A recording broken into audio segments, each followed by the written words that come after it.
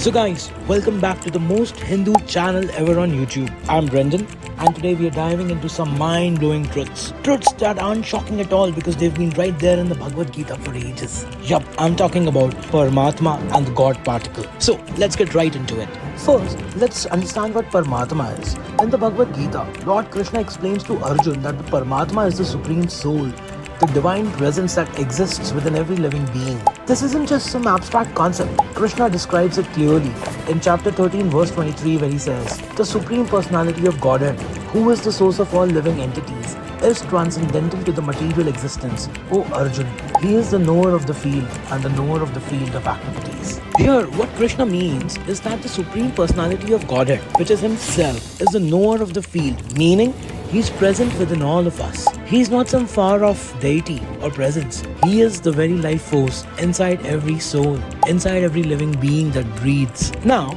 let's connect the dots. Krishna explains in Bhagavad Gita, chapter 10, verse 20, "I am the Self, O Arjun, seated in the hearts of all creatures. I am the beginning, I am the middle, and the end of all beings." So did you hear that? Krishna is saying, I am the Self, the Paramatma, within the hearts of all living beings. So Krishna basically is the life-giving force, the energy that keeps us alive, aware, and connected. And now, here's where it gets mind-blowing.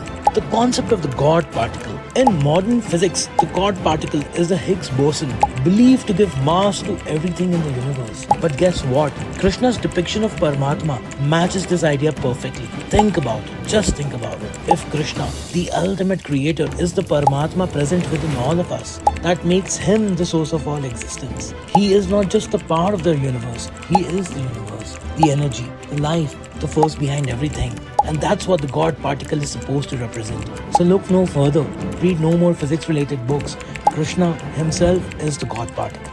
That's why the Bhagavad Gita is the source of all knowledge. If you want to understand life, the universe, and your true self, start with Krishna. He is the ultimate teacher, the supreme, and the very breath of existence. He indeed is the God particle in every atom. Just think about it.